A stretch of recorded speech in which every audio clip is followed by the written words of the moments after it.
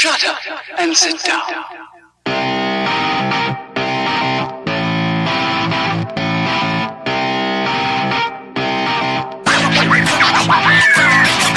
Hey out there, Vault Hunters! This is Typhon DeLeon, and you're listening to Third Shift. Welcome to episode 161. I almost said 162 because Eric told me that's what the episode was, but I know better because I know what's going on. So, of course, on the episode you got me, Typhon DeLeon, played by Matt today. Oh man, it's so good. And also we got Eric, and we start the show off like we do every time. Hey Eric, how's your turd pile of a life coming, buddy? Oh man, it's so great. I just love it. I love it when I'm not the one that doing the stupid voice and Matt's doing the stupid voice. It's the best. I get to just great. sit here. It's a fun time. I love it. Oh, wonderful. I'm doing wonderful, Typhon. I've had a great time. I've been listening to your logs all over all the 4 planets, learning about your wonderful life, being a turd farmer, and it makes me wish I was a turd farmer, considering talking to the wife and seeing if we can change our professions here. I got a little land. I can buy some more. It'll be great. It's going to be a wonderful... Whoa, I said a bad word. Well, you've already told me you're going to become a dirt farmer this week. Yes, I sure am. So you're farming like the very back end of turds. Like turds become dirt. Yeah. So you just you're working your way up. Yeah, I'm starting it off. There you go. Yeah. Yeah, maybe I'm gonna. Yeah, I'm starting it off. Yeah, I'll get my own voice. There you go, Vault Hunter. You're doing it. Soon you'll be rolling the turds just like me. And I have a weird voice, just like you do. Your accent's all over the board, and mine's going to fall apart, too. It's going to be a really bad episode. It's everywhere. So, if you want to be annoyed, welcome to Third Shift. Hey. We're a bunch of stupid assholes. Oh, Lordy. Now, if y'all don't know, which I'm sure most of you listening do, because, we've been saying this forever, we're coming up on another quarter end. All right? Oh, God. So my week up to this point has been the quarter end dread. Just kind of marching forward, knowing it's coming, and just being sad about it. But the sadness has been broken many times over because I've been playing the hell out of Borderlands 3. I am close to the end here. We're finishing up. I'll probably finish up tonight or tomorrow. One of the two for sure.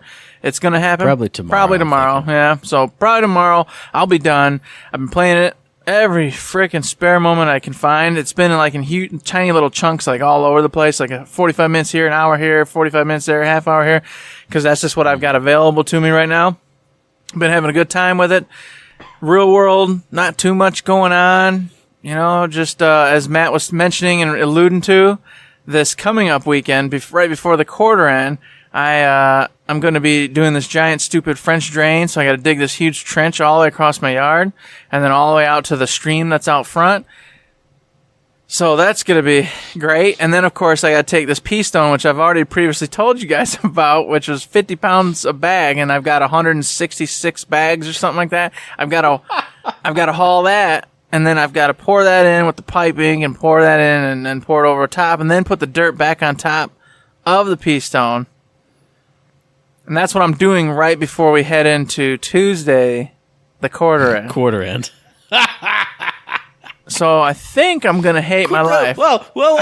Better than that. Tuesday quarter end where you got to change and work. I was going to mention it up, yes. And then, friend of the show, Howard, bless his soul, doesn't want to do his normal shifts anymore. So I became the chosen one to take over third shift for our wonderful quarter end. So I'll be working all night long, sleeping in the daytime, going to work all week and weekend next week.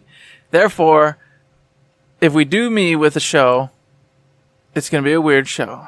Just saying. Mm-hmm. And it will. I'm hoping I'll get there. So we'll see. It's going to be interesting. That's what I've been up to. I've been looking at that this last weekend. What did I do? I feel like I did something. I don't know what I did, though. But I did something. Did I go camping? I don't know. Was this a camping weekend? This last week? It was. It was, yeah. Yeah, I was camping this last week. Holy cow, we went up camping. And let me tell you, I'll make this brief, but I will say, love camping. You guys all know this. I do it all the time. I thought this was going to be one of my fall camping trips. All right. And I was sorely disappointed. It was like freaking 94 degrees, muggy as a freaking mug outside the entire weekend. And then to boot, it rained on us Saturday evening for a couple hours, and then all Sunday while getting around and packing, which we were going to stay until noon when we have to leave. We had to pack up immediately because it was just raining. So I was like, very much sad. Had fun all the rest of the time, but just sad that didn't work out the way I was hoping it was going to. But we got one more this year, and I'm hoping I get my fall camping trip where it's in the low 60s, breeze, the crisp air, the fire roaring, and just you want to be around it, and you're like, yeah, crackling fire. Oh yeah, that's the spirit. I mean, you got to get that because the weather's already taken a turn this week into that low 60s, and like it'll creep up to like 71 at the max. So I think another couple weeks, I think you'll be good. Yeah, I assume that's going to be the case. I hope so. And then last but not least, I think I mentioned this before, but in case I didn't, I have purchased my Umicon ticket, so I am good to go. Yeah. Oh, Matt did his too, so we're for sure 100% golden. It's going to be a great time. I got mine with 2 hours left to go. I knew you were going to cut it close. I was like, oh, this guy's going to be the one. After telling me, I better do it because it's going to make life easier for us. He's going to be the one that fails. I woke up and saw your text. Hey, it's the last day. I went, yeah, I'm going to do that. Let me make breakfast first. And then while I was making breakfast, it went whoosh. And I was sitting right there on the couch just watching wrestling or something. I went, oh, God. Like hour and 51 minutes left. Where's my credit card? Run. Put it in. Let's just still take it. Go. Okay. Woo. Shoosh. Gosh bless. So we're both going. We can't wait to show you more pictures, cool things that we did while we were there. It's going to be an exciting time for Third Shift. And, of course, for all of you listening and watching on your different little thingy-majiggies and devices, because we're going to fill you in on all the cool things we saw and did once we go. That's at the end of October. So please be excited. So that was it for my week. I'm sure there's something I missed, but whatever. Well, how about you, Matt? See, I totally forgot things I did this week. I had to text somebody else. I'm like, "Do we do anything on Sunday?" And the person went back, "Blah, this." I went, "Oh yeah, that's it." But I actually had a busy weekend because on Friday night I went out to a Pure Pro Wrestling show up in St. John's at the VFW up there. A little indie promotion around Michigan. Had no idea they even existed until they followed me on Twitter. And I was like, "What's Pure Pro Wrestling?" Click. Oh, local wrestling in Michigan. Cool, follow. And then it was like, oh yeah, and in 2 weeks we got to show up in St. John's. I'm like, that's freaking 20 minutes away up the highway. Hell yeah, I'll go to that. So it's the first ever like super indie level show I've been to. Just, a little VFW hall. And it was a lot of fun. Like everybody, all the wrestlers looked good and were pretty good for indie guys. It was just a fun, simple, kind of a basic show, but the basics work. And it was a lot of fun. The one thing I thought was a little weird is they do like youth grappler, or I think they call them like junior grappler camps and like showcases.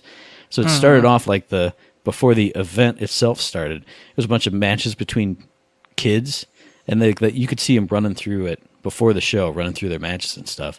And I was like, this is, me. I was like, I don't want to see no kids wrestle. I don't want no kids here. I don't want no kids wrestling. I don't want none of this. What's going on? Get these kids out of here. But then you watch it, and some of them were actually really surprisingly pretty good for, like, I'd say like 12, 13-year-olds maybe. They're like the bigger kids, but some of them went through some basic matches really well. Some of them you could tell are like forgetting what the sequence was, and there were some rough spots, but, the crowd was mostly kids, parents, and old people, and like some St. John's hee-haws with their cowboy hats on. So it was a good environment to watch that kind of show. And I was like, you know what? I'm getting into it. It's fun. It was cool. And then you had like the indie wrestlers, selling their merch at the tables after the show. So that was pretty cool. I enjoyed it. It was a good show, and it's pretty cheap too, like $20 ticket. So yeah, not bad at all. Yeah. Yeah, I've seen those before. Like I haven't gone to one personally, but I've seen like tapes of people recording them going to like a really little indie kind of setup and stuff. And I actually have a former buddy from the Marine Corps who went into wrestling. Oh wow! And so he's made it above the indie, and he's in like the whatever the lighter end is of that. I don't know. He's out in freaking down south somewhere. So I don't know what it's called, but I just see pictures of him doing that stuff, and I've seen pictures of him over the years going from just VFW halls and these little just rinky-dink rinks to now he's like doing this like mid-sized stuff where he's actually got a manager now and everything's going, and it's like really cool to see. So yeah, I'm familiar. I know I could picture it in my mind's eye, man. I could see it. And I follow a bunch of indie wrestlers on Twitter, so I've seen it, but I've never been there to like see it and feel it. It was it was just so cool because you go from like, I've been to the big shows where the whole crowd is like electric and you're like part of this giant scene, and then you go to like this little tiny hall, but when the crowd's still hyped and everybody's into it and having fun, your spirits just lifted up there with them. It was cool. It was a lot of fun. And then the very next day, the cultural complete opposite of a pro wrestling show at a VFW hall, I went to the Wharton Center, Lansing Symphony Orchestra. They had an evening with Audra McDonald, who is a pretty famous soprano. She's also like an actress. She's been on a lot of TV and stuff. But it was a lot of really cool, like, Broadway show tunes, classic kind of jazzy stuff with the orchestra backing her up. Absolutely phenomenal. It was like one of the most fun concerts I've ever been to, because obviously I love musicals, I love old school jazz style stuff, and like everything she did was awesome. It was on point. She was amazing, and then it was fun and just this cool atmosphere and just, I don't know, it was awesome. Loved it. That was a lot of fun too. And then Sunday, the third thing I did this week, other than just work and be miserable, went and saw Ad Astra, the Brad Pitt space movie.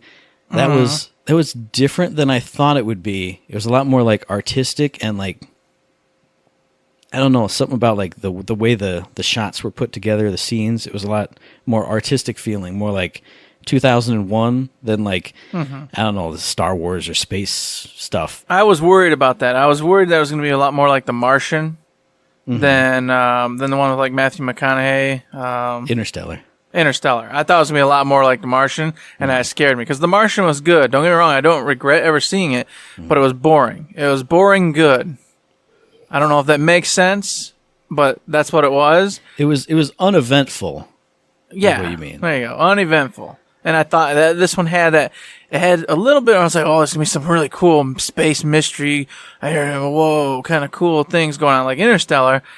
But then I could see the other side where I was like, no, this might be just like a kind of a talky, thoughtful piece that you're just kind of like, oh, yeah. I mean, it was kind of both, because there's some like mystery stuff and like what's going on stuff, but then I can't explain it. It's just, it feels more like 2001. There's like these big long shots and like artistically framed shots and cool stuff going on. Whereas in the trailer, you see him like falling through space and the things exploding on the moon. And it's like, well, it's not an action movie, so I don't know. But I really enjoyed it. It was pretty cool. Maybe, watch it for free on a on-demand service or something. But, I mean, for you. But for anyone else... I will have to, because I haven't even seen It 2. I haven't seen Joker yet. I'm already way behind. It isn't?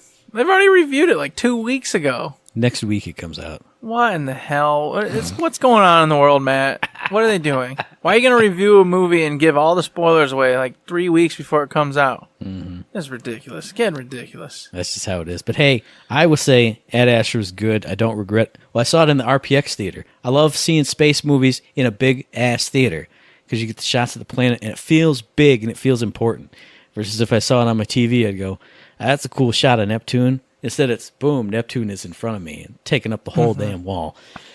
Other than that, worked a bunch, blah, blah, blah, all that usual stuff. And then, hey, I played this little game called Borderlands 3, and I've been having the time of my life. Just so much fun. We've said it before on both podcasts.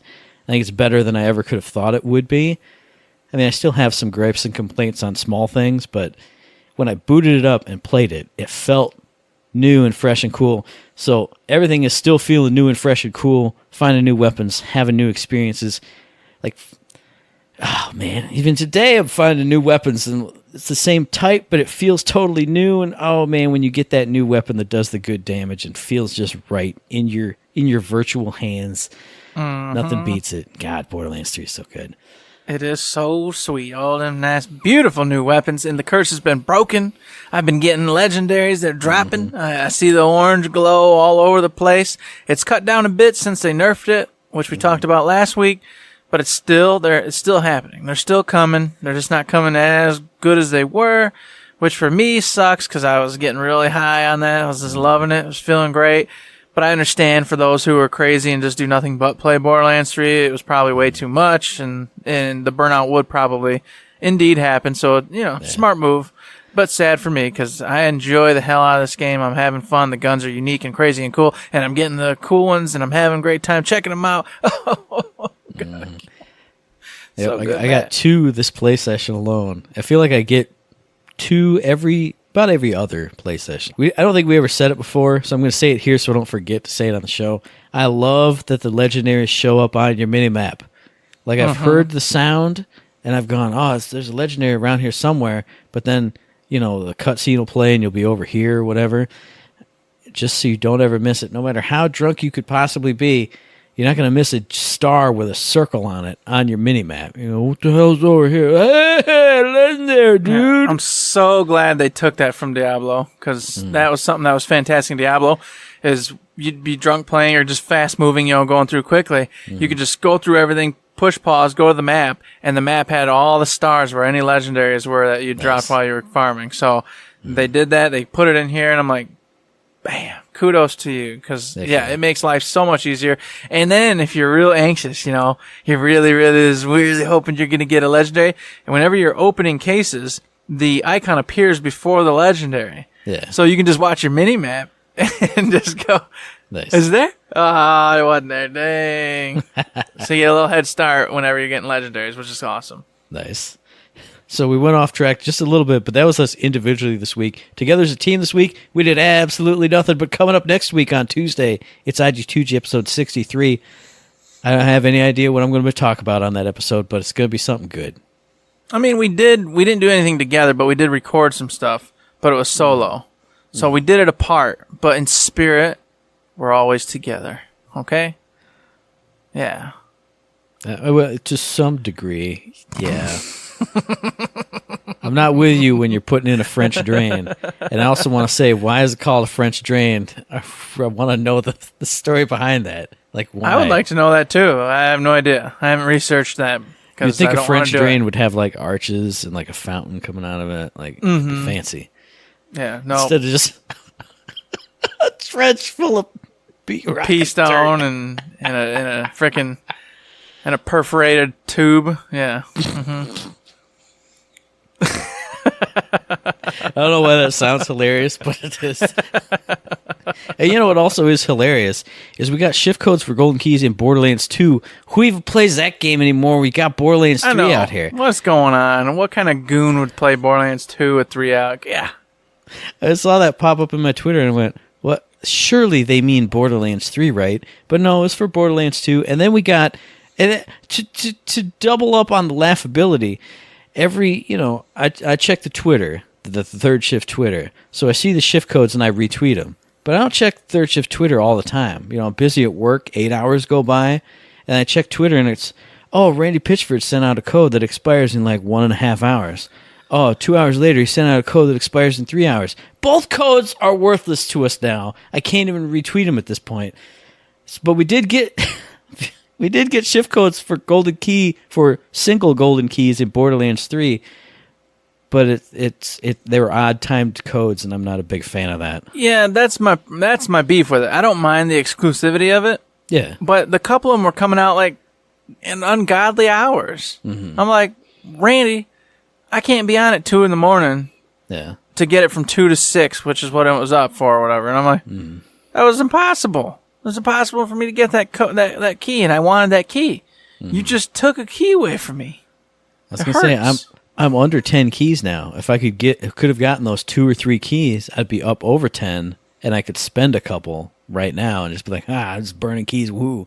I think I've got 23, so I'm gonna hoard those keys, man. I'm just gonna get them. That's what I never use them. I was running around on Sanctuary today finishing up, and I was like, man, I'm like 41. That's like at least 5 levels since the last time I opened a chest.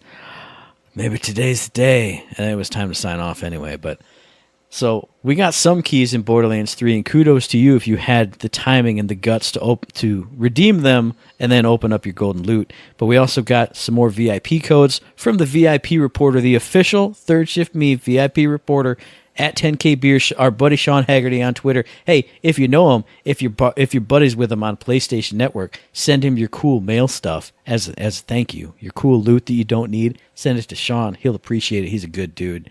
He helps us out with the VIP stuff. He's great. Indeed, he is, and he's so great that he always reminds me that after the debacle of me trying to get all sorts of cool codes for that, I haven't gone on there and touched it.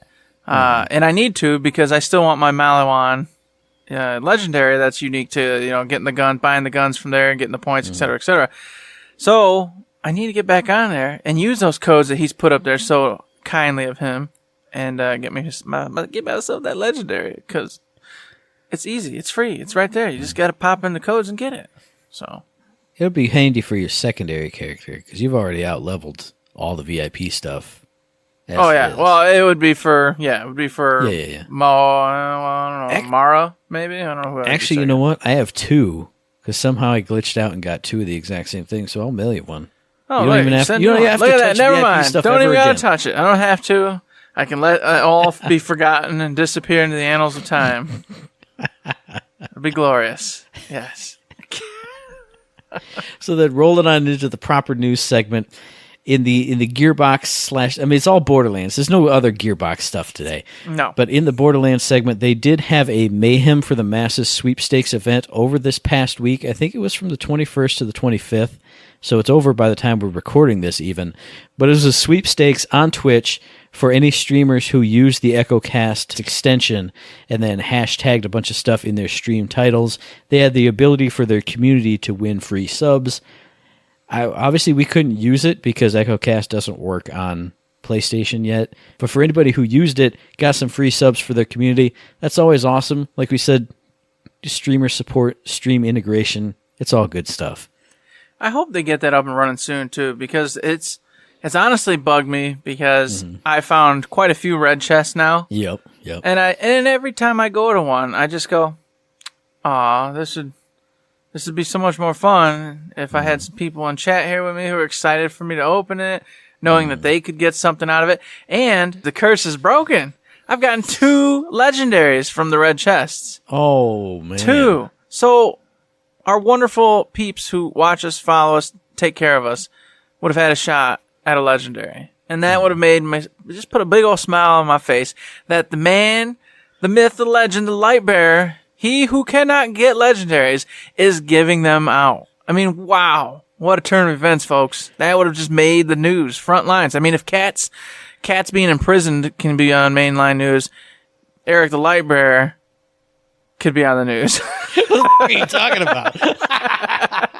Well, you go to Yahoo front page news, and God only knows what you see on there all the time.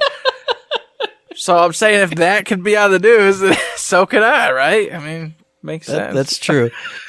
I'm glad at least one of us is getting legendaries from the red chests. I get legendaries from enemy drops, boss drops, enemy drops. I think I've gotten maybe one from a chest, and I don't think it was a red chest. But like you, every time I see one, I'm like, that streamer part of my brain lights up, and I want to be like, oh, chat, here's your chest to get some loot. And I have to go, oh, cool, it's a chest. Whites and greens, all right. I can't get everybody excited. It makes me sad. I know. But that's all right. At the end of the month, as we said, they should have that up and running, hopefully, if all things go well. And then we can incorporate it and move on our merry way. Heck yeah. Speaking of surprises, and speaking of getting cool things from peeps and things you know, our boy Joe King's going to be over at TwitchCon doing a panel inserting all sorts of cool knowledge into your brain. All right?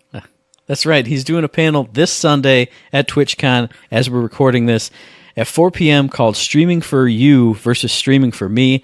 As intro streamers ourselves, I think that'd be a cool panel to listen to, because I feel like that's one of those things where it's, how do you balance that, or what's the difference? We don't have a big audience, so sometimes it's, I stream for me, and if I have fun, I'm streaming, and that's it. Versus what is it when it goes the other way? Yeah.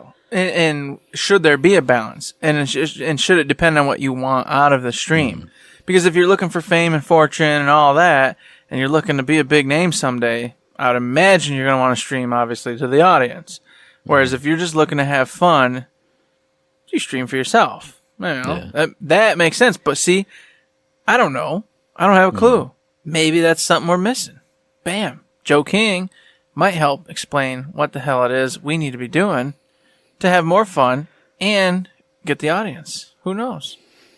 Eddie might talk about totally different stuff than we just said, because it's a whole panel of 4 different people, and all I know right now is what the panel title is. So we could sound like the biggest idiots in the entire world. Either way, Joe King's in it, and he's going to have King's some knowledge. We love Joe. Yeah, that's right.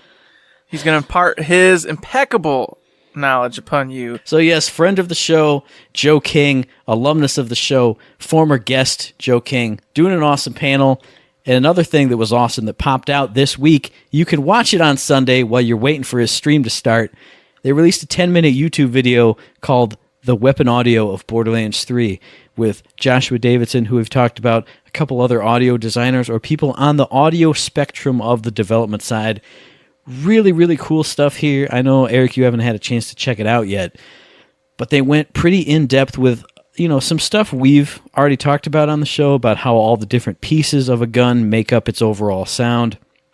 But then they also went into detail on, they kind of did a deep dive on weapon barrels, saying stuff like, well, if you have a longer barrel, it's more accurate, but maybe a little less firepower. With a shorter barrel, much higher firepower, but less accurate, and how to represent that via the audio end of things. But then my favorite part of it was, not only did they say all this stuff and explain it, but then they cut to video. Like, hey, here's a long-barreled Jacobs pistol. Pew, pew, that's what it sounds like. Or, whatever the sound was. And then they would immediately switch to the short barrel. Bang, bang. You could hear the audio difference. Maybe you wouldn't have really known that you heard it in the game, but your brain would know. And now that you see it, you're like, holy crap, that's how it works, and that's awesome. Well, I would say as an astute individual, I do notice, and I have heard the differences, all right? I have you just hear guns going bang, bang, and you go, yeah, I'm having a bang, bang time with my bang, bang gun. Boo-boos, the boo-boo, make a big boo-boo sound. While there's some truth in that, no, I've had so many different freaking guns pass through my hands by now, and all of them have a nice, cool flavor to them. I think that's... I would say it makes up like 60-70% of the gun's character, in my opinion, is the way they sound. I mean, it's so distinct. It's so awesome. Just the feeling, like, right, I think I just got rid of it. I don't remember what it's called. It's one of the legendaries. It shoots out a normal round, but it gets there, it explodes, and then it does a whole bunch of like minor explosions all around it. And each of those, the gun sounding, boom, it's like a nice powerful shot. Feel it in your bones, hits target, then it's like a deep explosion, and then a whole bunch of firecracker all the way around. Nice. It's fantastic. That feeling I get from the sound just alone from shooting that gun brings a smile to my face and just makes me excited to shoot it again. And if you're excited to shoot the gun again, guess what? You're excited to keep playing and having fun and killing more baddies on top of all the other cool crap. So kudos to that. Everybody on that team, the sound freaking phenomenal. Yeah, the guns freaking, I can't, it's just great. I could gush on. I'll say one last one, which is I have, and I think you had this one too. I remember seeing you. It was a incendiary weapon, and it shot out a stream of liquid lava at the target, and then once it locks on, mine chains. I don't know if I think it's an ability I have or whatever. It chains lightning. So I'm getting this like, Nice. it's weird. It's like a lava meets laser beam sound. I don't know how they did it, but they did it, and it's just nice, meaty. You feel like you're shooting lava out of this dang gun, and then it hits and arcs and just starts. You hear crackling sounds on top of that, and once again, it just puts a smile on my face. And you're watching all the psychos screaming and dying, and then of course with all their flavor text and stuff going on, and everyone's screaming and dying, and electricity and lava. What a joy!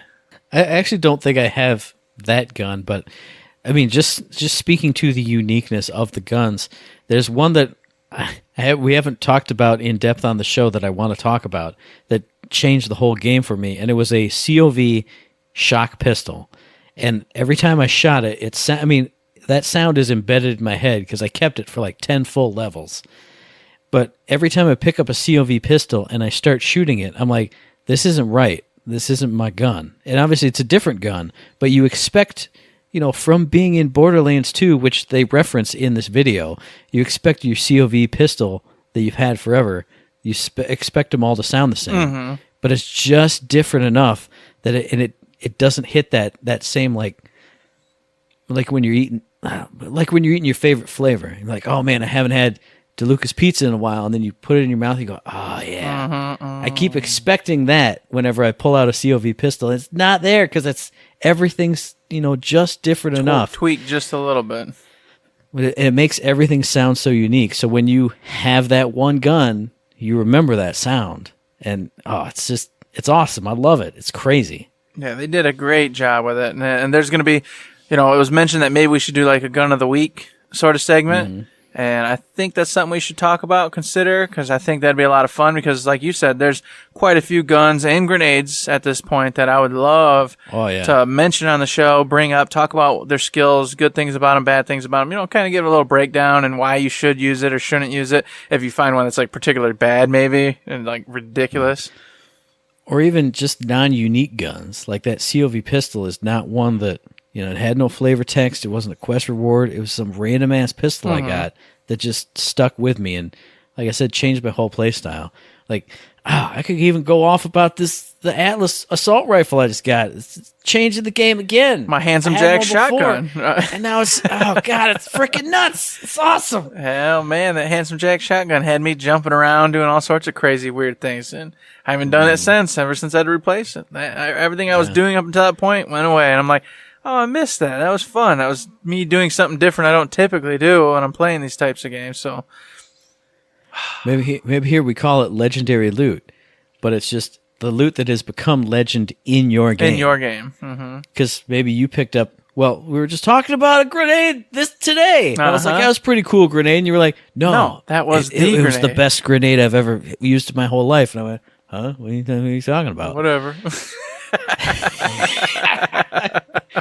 So I think that's a good idea, the legendary loot segment. It may not be every week, because look at how we're talking about guns right now. Mm-hmm. It would be a 4-hour show, but that's a good idea. And I'm proud of myself for coming up with that awesome name. Yeah, great name, great idea. I don't know who thought of that idea, but somebody did out there in the realm. Maybe it was Danny.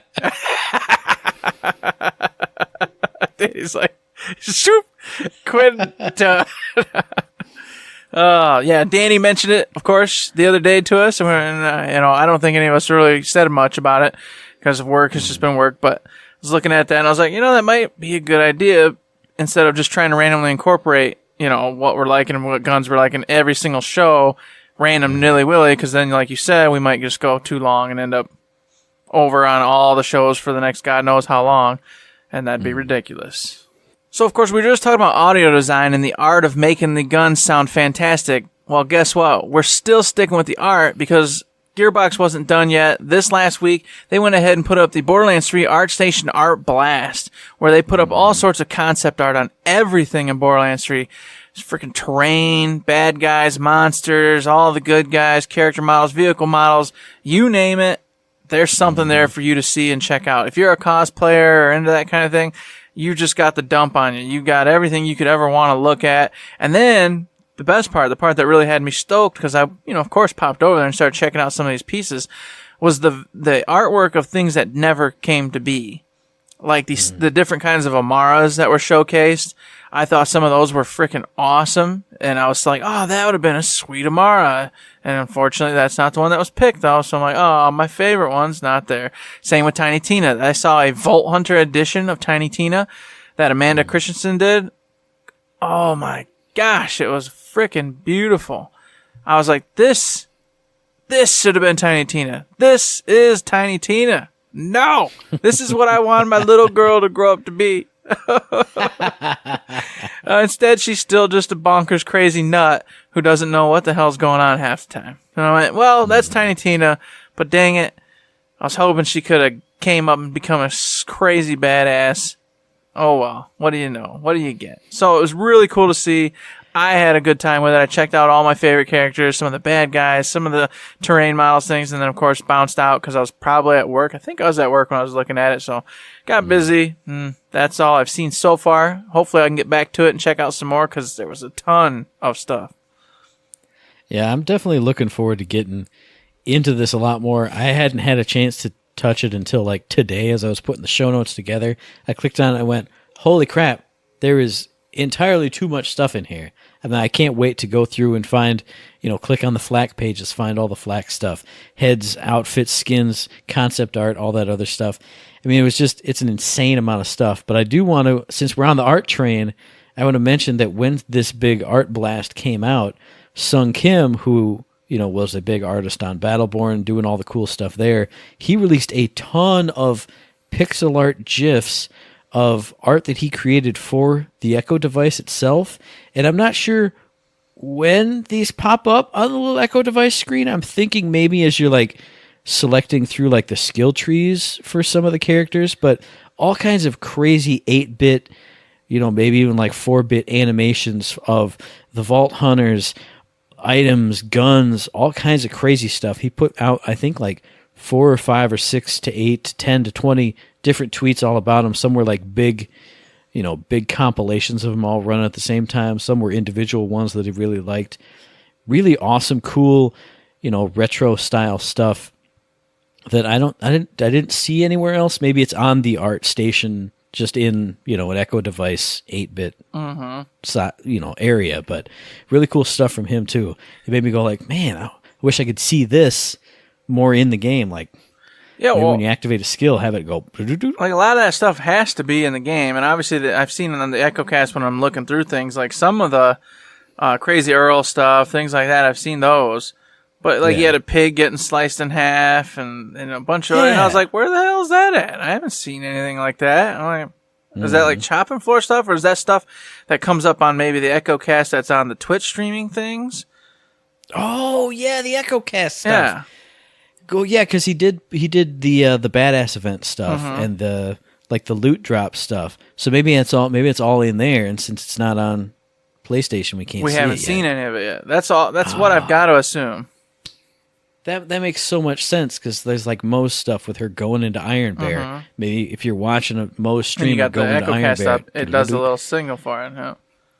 Because I was thinking the Echo device, like as you're scrolling through, like on your screen there. Oh man, that's probably it. Gee whiz, that sounds stupid. That's all right. It's okay, Matt. Gosh bless. So they've been busy over there with the artwork. Whole ton of stuff. I recommend you get over there and check it out if you haven't yet. At least go look at your favorite characters and some of the possible iterations they had and costumes they had them wearing. But if you want to remain spoiler free, as Matt said pre-show, do be wary. Because, of course, some bad guys and artwork in there for the bad guys and bosses is in there. Stuff for like the heads and costumes, like I was just saying, you're also in there. So you may find yourself being spoiled a little bit if you're not careful. So just a cautionary tale for you. Be careful what you're listening to. Be careful what you're looking at. Because if you ain't beat the game yet, it's a volatile area. Okay? But another volatile area in more ways than one is the upcoming Bloody Harvest DLC that was featured in the premiere episode of the Borderlands show, hosted by Greg Miller, with Paul Sage on there too. I don't know who co-hosted it because I didn't have a chance to see it. It's Fran Marabella the third, sir. All right, sounds good.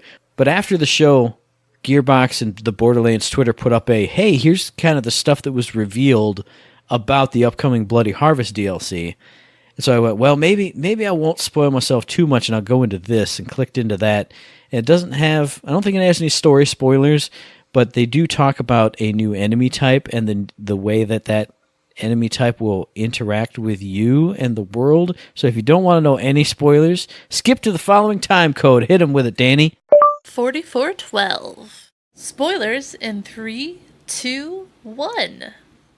So if you want to know some spoilers, all right, Matt, what he's referring to is that there's going to be these new ectoplasm baddies out in the worlds, and if you go ahead and find them and kill them, then you're going to harvest their ghost or their ectoplasm or whatever, which you're going to take back to a new friendly on Sanctuary. We'll see. What I think that's even after the other thing, because it was talking about haunted enemies. When you kill them, a ghost will pop out. The ectoplasm comes out of the haunted enemy. You're right, yeah.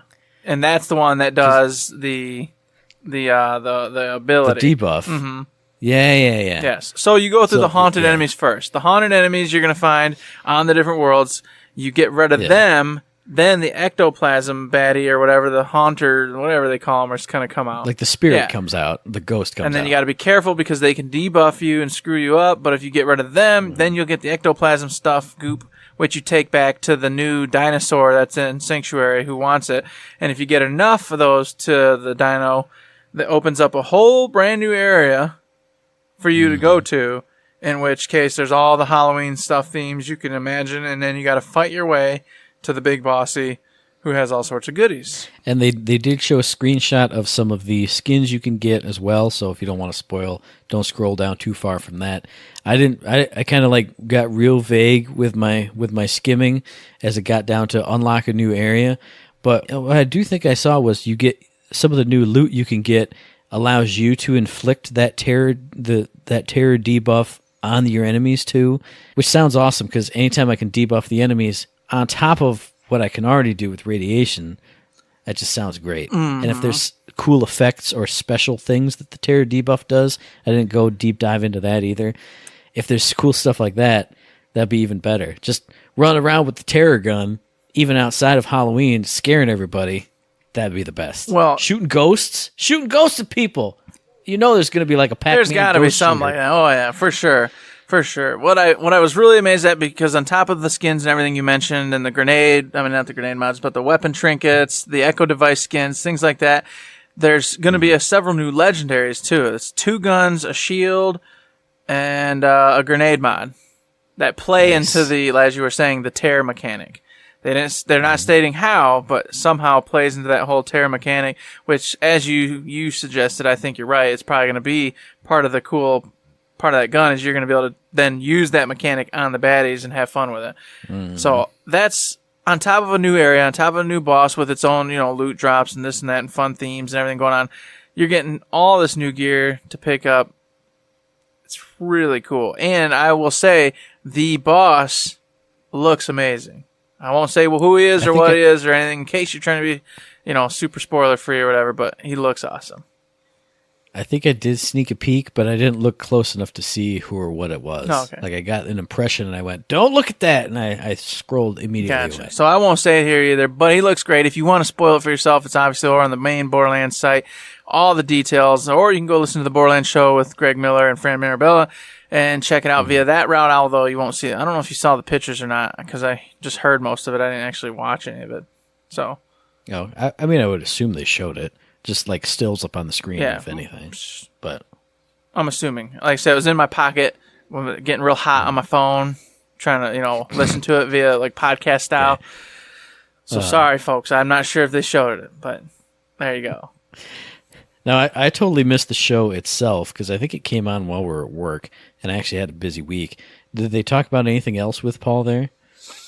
They talk about mayhem mode or anything? They skittled across that. They were talking about just endgame stuff in general, some co-op stuff. Just they were all over the board. As you can imagine, with this being the first episode, they were kind of just jumping all over about their experiences with the game, what to expect, a little bit about DLC stuff here and there.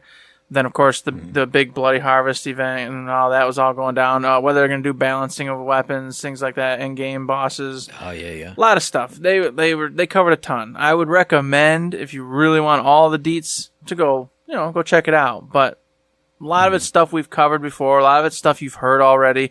Just all kind of popped into this one big episode of them shooting back and forth. And a lot of it was like on designs on whether they think this will be like game of the year.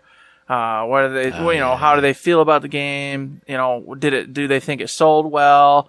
So on and so forth. It was a good episode, but definitely a lot of random weird things all put together. So I'm sure we'll see it get more succinct as it goes. It was good. It's fun. It's nice to see Paul Sage up there doing it again. And of course, he was excited with the numbers. The numbers. Oh yeah. Them 2K numbers. Man. Yeah, what are them numbers? It's a 5 and then a comma and then like 6 zeros after it. Because they said over 5 million units have been sold of Borderlands 3. Some people were saying over 5 million in 5 days alone. I don't know if that's 100% right, but it sounds right because everyone's playing Borderlands 3 and everybody loves it. It is officially now the fastest selling 2K game of all time. I think they said in that 5 days it was 50% more than Borderlands 2 had sold at that point. So, I mean, I see it. Everybody on my friends list is playing Borderlands 3. I'm playing it like a madman. Congrats to Gearbox Software and 2K. It's amazing and it's worth it. I mean, it deserves all the wild success that it's getting, in my opinion. And then there's some Twitch fact too, something about in the 7 years that Borderlands 2's out, Borderlands 3 is already up to like half of all the accumulated hours that Borderlands 2 had throughout the 7 years. So this is already almost halfway to surpassing 7 years worth of streaming of Borderlands 2. Wild. Which is crazy because people still streamed Borderlands 2 regularly. It's bananas. I mean, those numbers are probably because of me because I've been streaming a lot at twitch.tv/thirdshift. Exactly. A lot of good hours there. You are contributing to those numbers. You are helping 2K and Gearbox be their best selves. Damn straight. God, man, so proud of you, man. I'm so proud of you. God bless. And speaking of keeping to them proper, perfect selves, they're not stopping yet, boys and girls. They're coming out with patches every week, all these different days. God knows if it's going to be every week or every few days. I don't know. But they've got another one out there. They just popped out another patch, and they said, hey, everybody, we hope that this is the beginning of some of the fixes you've requested. And then they went ahead and, of course, listed all the different things they're doing, which was a whole bunch. Some of it's PC only, and who cares about PC? Because PC's for, whatever, people that are way cooler than us, I mean. Rich people, yeah, I rich guess. people. God. Well, I can barely afford to upgrade my PC for free when a friend spots my graphics card. No, I'm just kidding. I would actually own it on the PC if I had friends who were on PC, but I don't, so. I mean, if I had like the baddest mamma jamma, I would rock out PC all the time. Because, I have my PlayStation and Xbox controllers right here. Just plug it in and play like I normally would. But my graphics would be sweet, except they wouldn't be because a lot of the problems were that the game was actually playing better on a base PlayStation 4 and Xbox One than on a PC or the PlayStation 4 Pro and Xbox One X. Console master race, right? suckers. Yeah. Base console master race. Woo, Stick woo. to the cheap. You get it. So that is some of the fixes in there. You know how we do. Matt gets real mad if I start reading these patch notes and telling you all the crazy things that happen. He's already getting mad. He's already turning his head. He's been eyeballing me for the last 3 minutes now, going, is he gonna just start listing some of this? Let me see. Oh man, I won't list any of it except for one thing. I will say that apparently there was a pipe bomb that was extremely powerful that everyone's been going nuts about and going, this has to be nerfed. And apparently it did all sorts of explosions it wasn't supposed to do. And it was blowing the entire world up and killing everything and everyone around it. They fixed it. They didn't nerf it. They fixed it. It was supposed to never do all those crazy explosions. And so they went ahead and took that out. And now it's just what it's supposed to be. And I don't know what the name of it was. I was trying to find it for a minute. I got it because I actually used this grenade for quite a while because of its unintended effects. The porcelain pipe bomb, when I used it, you threw it down, it created like a big old, area of effect on the ground, and then it shot little grenades like out in like a circle around it, like one at a time. Pew, pew, pew, pew, pew. But if I ran up on an enemy and I threw it on the enemy itself, like all of those explosions happened all at once without the area effect going, and it just, you'd run up on like a mauler or an enforcer, one of the dudes with the shields, throw it on him, instantly dead. Him and everyone around him just gone. And I was like, this is the greatest grenade ever. And it was hard to, hit him all the time unless you ran up right in it and blew your shield up at the same time. But I'm lucky that I out-leveled the grenade and moved on to some other ones because this would have made me so sad. The best grenade in history of just... I'll never forget the first time I put it on. I'm like, what does this do? Threw it. Three people fresh out of doorways all went flying in all different directions, in pieces and parts. And I went, oh, this is the greatest. Yeah, I never touched it at all. I skipped right by that. So I never got a taste of it. I didn't even know it existed or had a problem until this morning. I happened to see somebody on Twitter saying, I hope in the patch they fixed this thing. And I went, what are they talking about? And then there it was. I feel like it was a quest reward for something, but not like a big one. It was just a blue grenade, I think. But I put it on. I was like, oh, it's going to be something to do with poop. That'll be funny. And then the experience I had was momentous. Dang, man. Well, I missed out on that. That's what they call it, zeitgeist. Yeah, the culture. Yeah, I missed out on it. Yeah. It's over and gone. I didn't get to partake. I don't have any conversation for it. I'm sad. I was left out. Oh, man, I screwed up. Now, one other piece of the patch notes that I'll try not to read it verbatim, but it's the very first one under general fixes and improvements. They talked about how the Kilovolt boss, who is a side boss of the Promethea area, I won't go into any details other than that. A character named Kilovolt. He has an ability that lights up the floor with electricity in certain areas. And what they fixed was, apparently at some points, he would electrify the entire floor, and you could not get away from this ability. Now, I only mention this because this was one of the boss spoilers that I talked about in the video reviews from a couple weeks ago. GameSpot was the one who talked about this. They're like, oh man, the boss mechanics are so weird because this other boss does this, but then Kilovolt, he'll electrify the whole floor and you can't get out, and it's really frustrating. So it was in a video review from a big media industry people as a knock on the game. It was an accident. They patched it. It's fixed now. So if you had problems, now you're not going to have problems. But dude, it's week 2. Everybody's beaten Kilovolt like 10,000 times by now. Come on, get out of here. That's sadly the truth. It's crazy. I've been taking note and finally like peeking at some streams and streamers and stuff. And they're already Mayhem 3, Master Gear. The meta stuff's already out there, like the guns you have to get to be meta. And then the builds, of course, are all popping up, the meta builds, which are all your typical boring, super boring builds. So just shoot fast, lots of power, go. Don't use any extra abilities because they're not worth it. I'm like, oh, darn. So all that stuff's out. All that stuff's popping off. I'm going to go back into hibernation mode and not look at it again for the next couple of days while I finish the game up.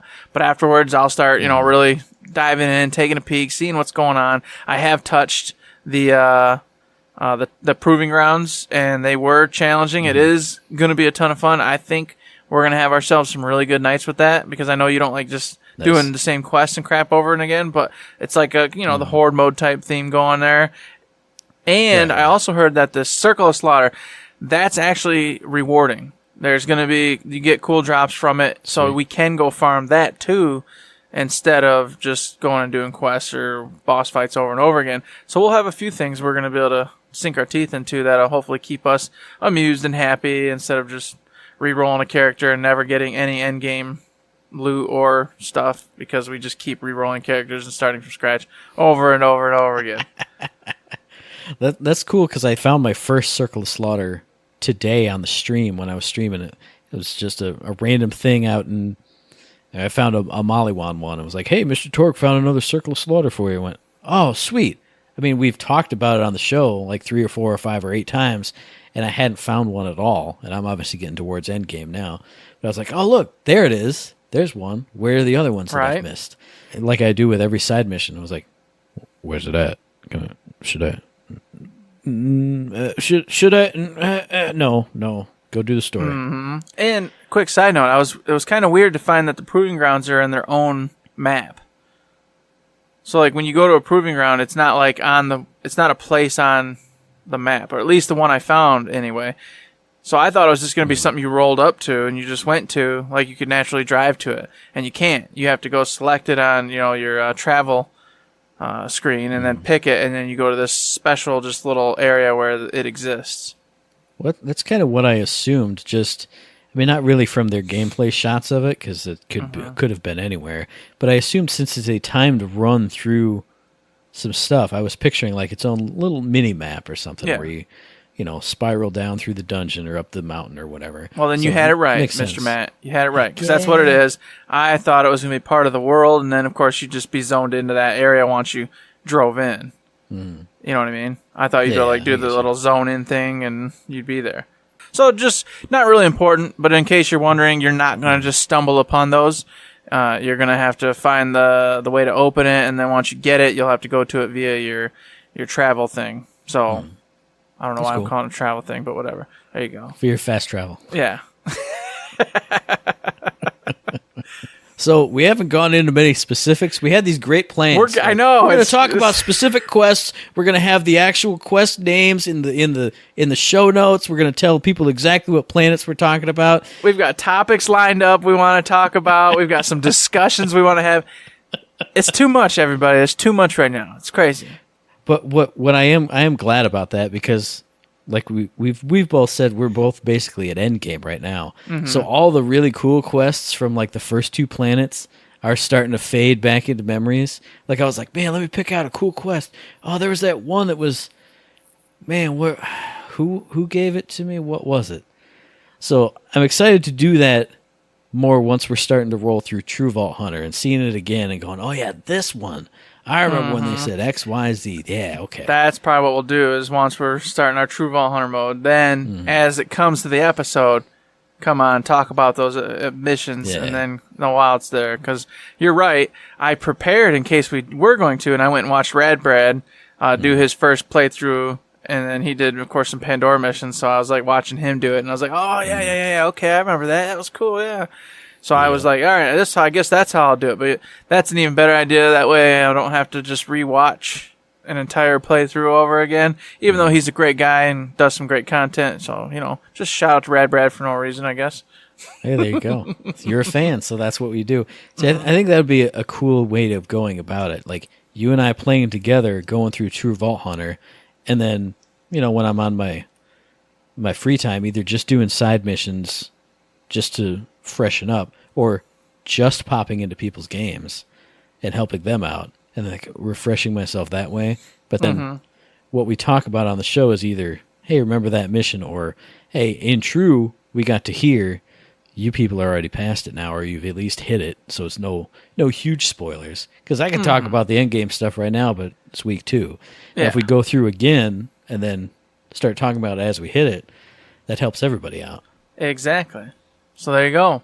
That's how we'll do it. And as for topics, if something's a little lighter, maybe patch notes don't hit, or something, whatever, something doesn't click, or it's a soft week for just big news, then we'll be able to start squeezing in our topics and things we want to discuss here and there. So we'll get to it. It's all going to come. Don't you worry, everybody.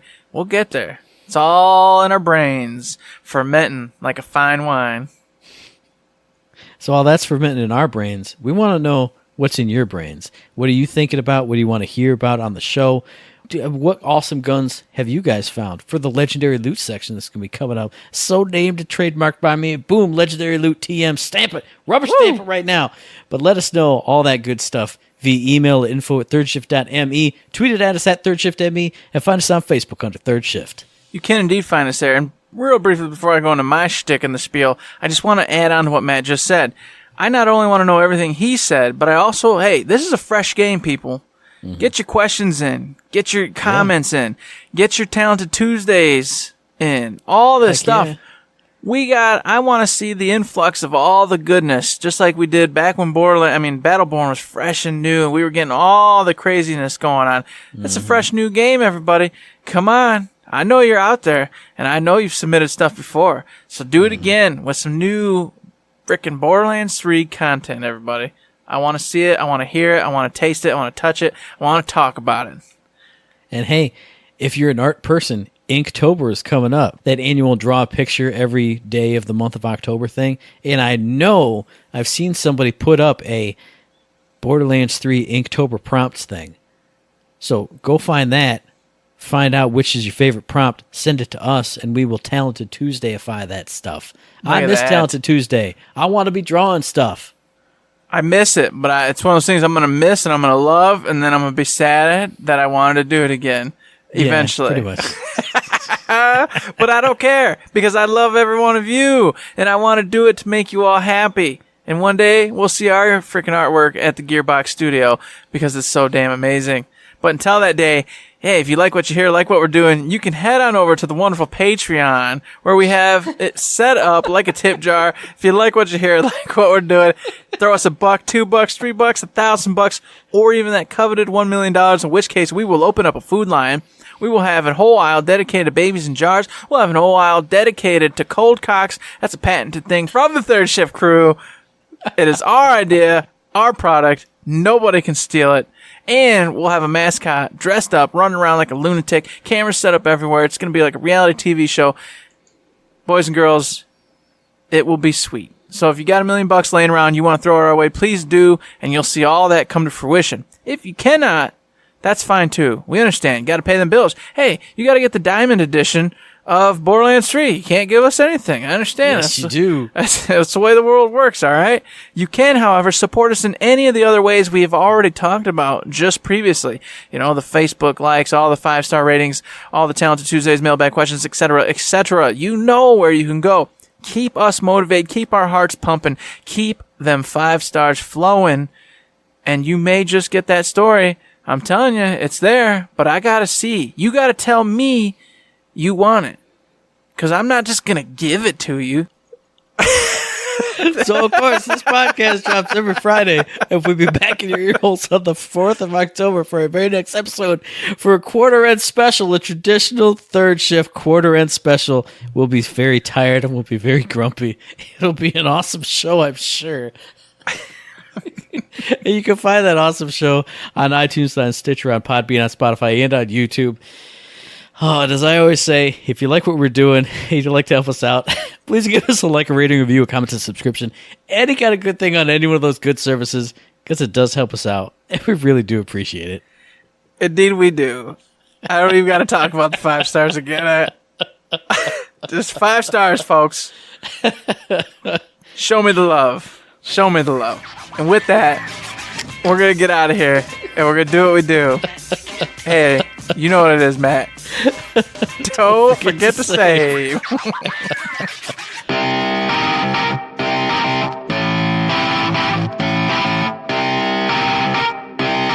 Shut up and sit down.